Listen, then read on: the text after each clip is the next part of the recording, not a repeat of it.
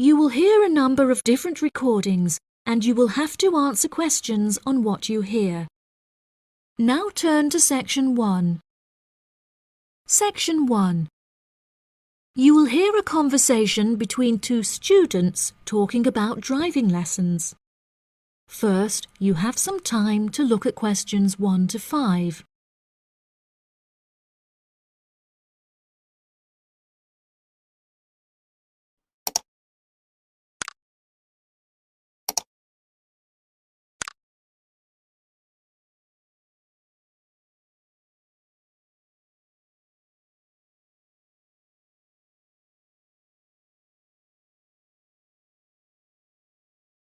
The woman wants to take driving lessons during the weekends, so weekends has been written in the space. Now we shall begin. You should answer the questions as you listen, because you will not hear the recording a second time. Listen carefully and answer questions 1 to 5. Hi, Zach. I heard you passed your driving test. Congratulations. Thanks, Olivia. I passed just last week. It feels great to be independent and driving on my own. I really want to take driving lessons, but I haven't been able to find a driving school that will give lessons during the weekends, so that I don't have to miss any classes at college. The driving school that I used was brilliant and really flexible with their teaching hours. It's really close to the school. The address is 67 Kings Road. That's 67 King '(S) Road. Oh, that's perfect. I don't like the idea of driving around busy streets. Did your teacher make you drive in urban areas, or did he mainly teach you on roads in the countryside? My teacher said that I had to learn on both in order to become a good and experienced driver. We would start in the city centre and then drive north above the city. He sounds like a good teacher. Would you mind giving me his contact details so I can ask him for lessons? Of course. My mother's friend Daniel Smith referred me to him. His name is Alan Sutcliffe. Could you spell the surname, please? Sutcliffe.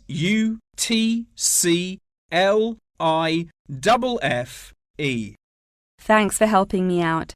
I'll give him a call tomorrow. I don't know if I should learn in a manual or automatic car. How do I decide? I wasn't sure which type of car to learn in either. In the end, I chose to learn in a manual car because once you've learnt how to drive manually, you can drive automatic as well. Most cars on the road are automatic nowadays. OK, I think I'll learn with a manual car too then. Hopefully the teacher will be able to give me lessons in the evenings after school. It would be much better if you take the lessons during the day. It will be far easier for you to learn when there is enough daylight to clearly see everything going on around you. But you need to be an experienced driver to drive safely at night. How frustrating. I was hoping I wouldn't have to take lessons during the weekends. You're right, though. Safety comes first. Before you hear the rest of the conversation, you have some time to look at questions 6 to 10.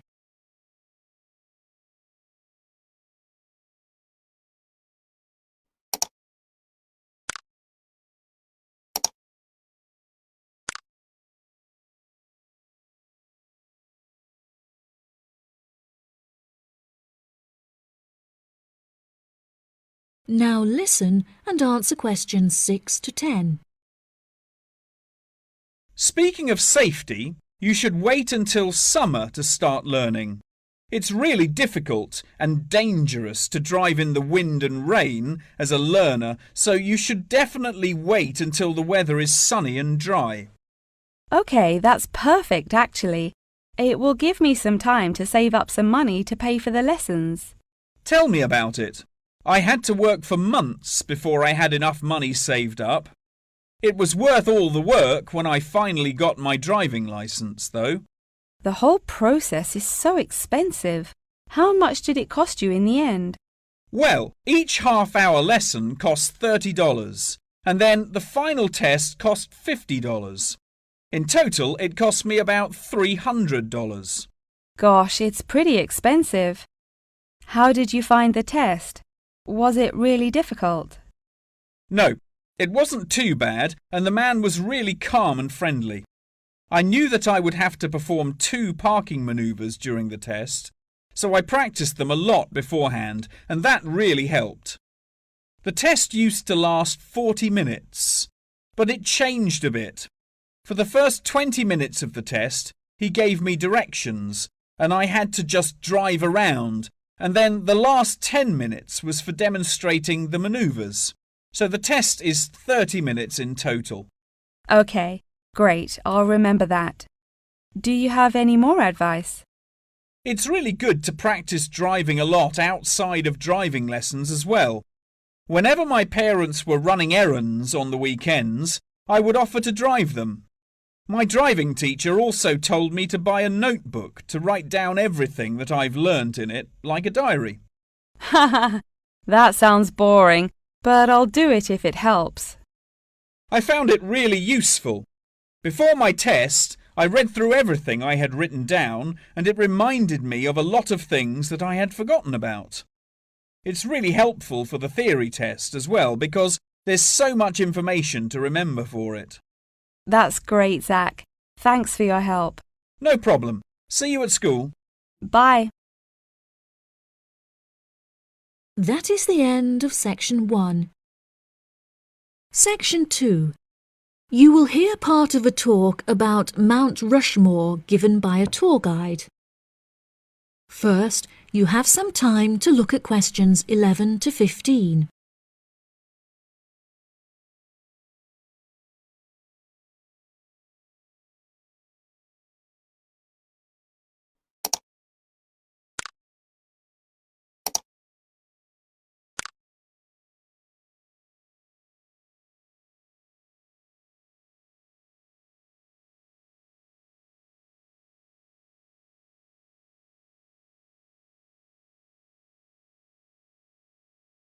Now listen carefully and answer questions 11 to 15.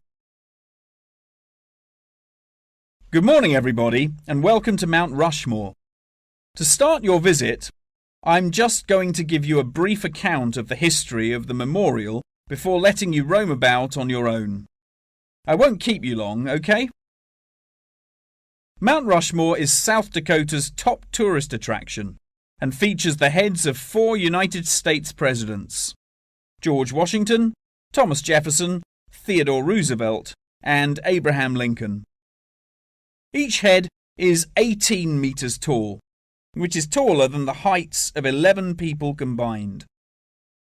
The sculptor initially wanted to depict the presidents from head to waist, but due to a lack of funding, the construction had to stop before this vision could be realized. In total, it cost the government $1 million to sculpt the heads at Mount Rushmore. Before the construction of the presidents' heads, the mountain was just bare rock and forest, attracting only a few hikers a year. The new carving at Mount Rushmore has become an iconic symbol of presidential greatness and has appeared in works of fiction and other popular works. The sculpture has also worked perfectly as a way to develop tourism, which was its intended purpose, and now attracts over 2 million people a year. The original plan was to carve the presidents' faces into the granite pillars known as the Needles. However, the sculptor soon realized that these rocks were too eroded and delicate to support such a large sculpture. Instead, he chose to locate the carving at Mount Rushmore due to its grand appearance and brightly lit rock faces that experience maximum exposure to sunlight throughout the day as a result of the southeast orientation. Upon seeing Mount Rushmore, the sculptor declared, "America will march along that skyline." The name of Mount Rushmore also has an interesting history. The location was originally known as the Six Grandfathers. However, during an expedition in 1885, the mountain was renamed after Charles E. Rushmore, a prominent New York lawyer who joked that his annual treks to the mountain had earned him the right to have it named after him. 40 years after the mountain was renamed, Charles E. Rushmore donated $5,000 towards the sculpting of the president's heads, the largest single contribution. In 1927, the construction works started and 7 years later was complete with no fatalities. So that's the history for you. If you'd like any more information, please feel free to ask me questions, or you can soak up the information from our fantastic guidebook. Before you hear the rest of the talk, you have some time to look at questions 16 to 20.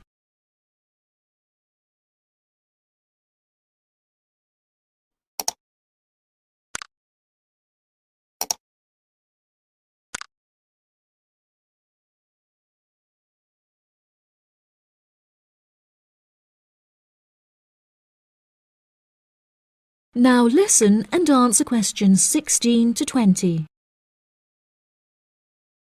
Now I'm going to give you a plan of the site, and I'd just like to point out where everything is so that you can explore everything for yourself. We're currently standing at the entrance, which is marked with the arrow on the map. If you follow the trail up to our left, you will find the information centre. There's a great photo booth there where you can have your photograph taken with Mount Rushmore in the background for a fee of only $10. What a great souvenir! In front of us is the refreshment centre, where you can help yourselves to coffee, locally grown tea, and a delicious selection of cold drinks and biscuits. Be sure to stay hydrated as it can get really hot up here. To our right, not far up the trail, is the gift shop. Here we sell copies of the guidebook, and it's also the perfect place to pick up some small souvenirs for yourself, your family and friends. Now, further up the trail, behind the gift shop, is a big stone building with a workshop.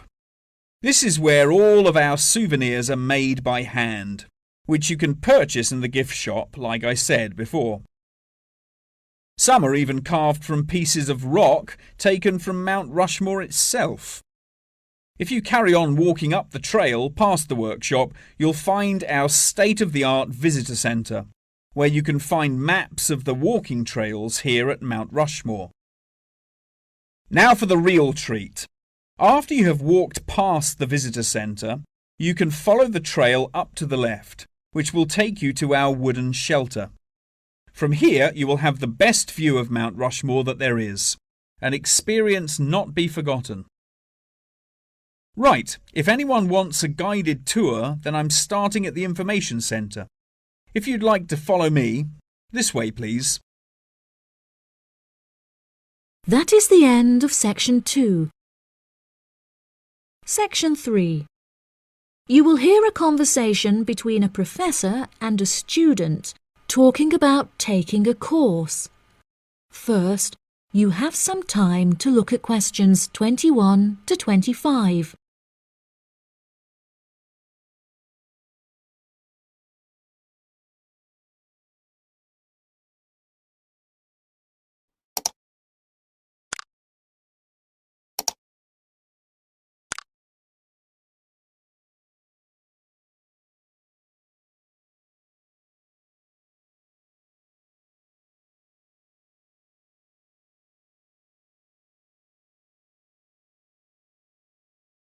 Now listen carefully and answer questions 21 to 25. Excuse me, Dr. Twain. May I speak with you for a minute? Of course, please come in. I'm Charlotte York. I'm considering taking your course in tourism. Right. Well, Charlotte, how can I help you? I have been considering studying tourism. However, it is such an important decision that I would like to seek some advice about it first. Would you mind answering some of my questions? Absolutely. Fire away. Well, I have been discussing courses with my parents, and they are concerned that I will not be able to get a well-paid job with a degree in tourism. The reason that I want to study the course is that I have a great interest in the subject, and I think I would really enjoy it. I believe the only way that I will enjoy my life is if I enjoy my career. Happiness is far more important than money, don't you think? Absolutely. I would much rather be happy and poor rather than rich and miserable. Money cannot buy you happiness. I'm glad you agree. You needn't worry about money, Charlotte. A large part of the tourism course is dedicated to teaching students how to manage finances, a skill that you can apply to your everyday life as well. I would also recommend that you take a sideline course in time management, as this can be incredibly useful in efficiently planning your workload. Efficiency is the key to success. I'll remember that. Now, I have found that some students have natural talents that really help them to succeed in the course. Communication skills, for example, can be very beneficial. Do you have any strengths? Maths was always my favourite subject at school, so I really enjoy solving mathematical problems. However, I find statistics quite difficult. I have always been very capable and self-sufficient. I have a lot of confidence in my abilities and will take the initiative in situations without needing to depend on anyone else for their help. That's a really great quality to have and will be particularly useful if you choose to study tourism. That's great. I would recommend that you spend some of your time researching the course. A lot of people who are uneducated on the subject claim that tourism is a shrinking industry and that it will become irrelevant in the future. If you study the published research, however, you will see that the truth is quite the opposite. The industry has, in fact, grown significantly as people have developed an ever-increasing interest in culture and travel. Have you compared the university course with a polytechnic? Yes, I have. I was interested in studying the course in modules. However, the university doesn't offer that option. I don't have enough funds to be able to attend an expensive university, so I was relieved to see that the course is quite affordable. I also considered attending a summer school instead of university to save money, and so that I could work during the rest of the year. But I really wanted the university experience. I think that university would suit you well. Before you hear the rest of the conversation, you have some time to look at questions 26 to 30.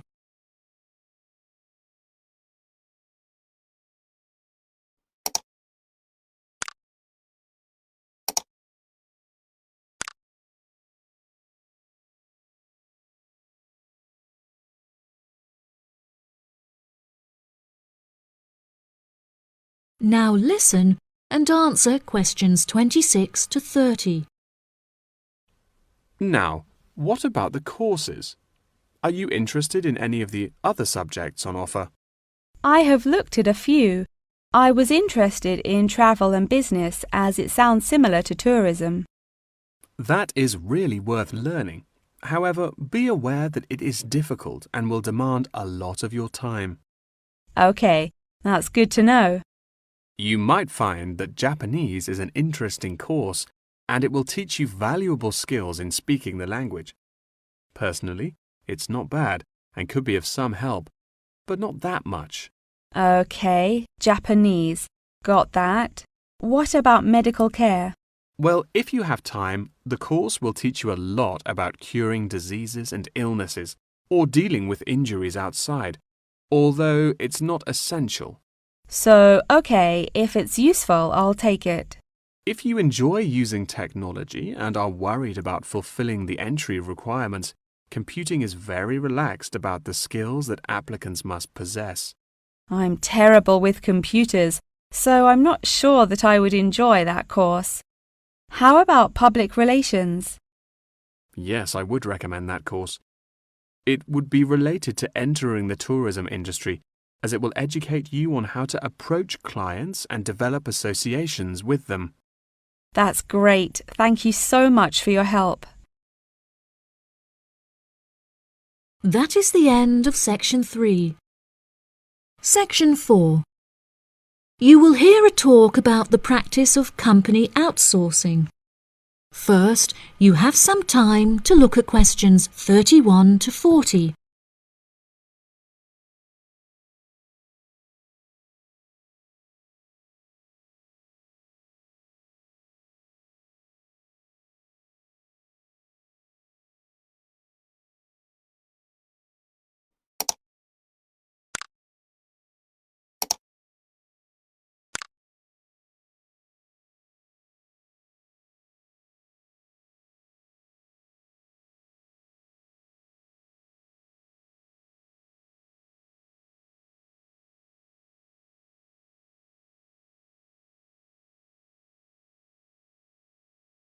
Now listen carefully and answer questions 31 to 40.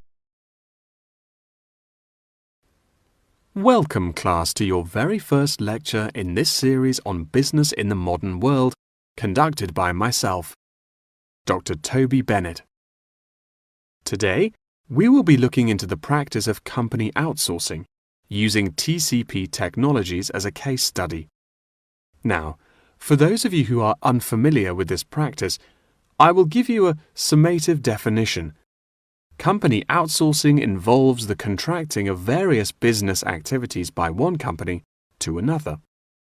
This practice will sometimes occur from a Western company to a party based in a third world country, the rationale being to make significant financial savings on lower international labor rates and to potentially increase quality.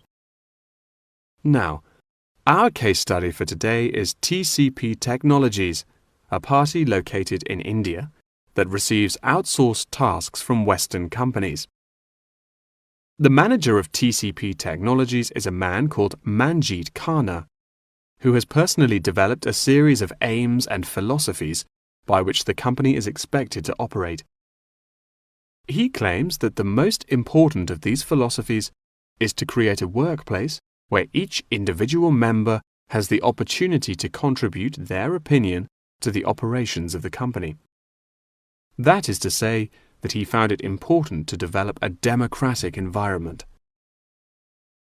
As a means of ensuring quality from every individual at TCP Technologies, a grading system has been developed that encourages an ethos of hard work and recognizes accomplishment. This grading of individuals is based upon a series of factors such as turnover, hours worked, and efficiency. Every month, Khanna publishes the grades on an internal website, where staff can access not only their own grades, but also compare it to others. A spirit of playful competitiveness has developed through this method, which has resulted in increased efficiency and turnover across the company. Khanna also saw it as essential to develop a culturally diverse group of employees as a means of presenting a multifaceted image that would appeal to a host of potential employees from across the globe. This cultural openness has not only increased the quantity of incoming contracted opportunities by 7%, but has also benefited the company itself significantly. A level of transparency now exists that had not before been apparent. According to questionnaires carried out recently, these newly introduced measures have significantly increased the rate of staff satisfaction, which has subsequently led to an increase of 32% in the company's income. These figures are truly admirable and serve as a testament to the measures that Khanna has introduced to the workplace at TCP Technologies. In a recent interview published by The Economist, he declared, "The figures speak for themselves. My system works." When asked if he had any advice for companies on methods they could employ to streamline workflow and increase turnover, he replied, "It's simple, really. A company must see itself not as one entity comprised of nameless components, but instead as a living organism composed of cells, each one essential to the functioning of the whole. I suggest that the motto by which your management operates will be employee first."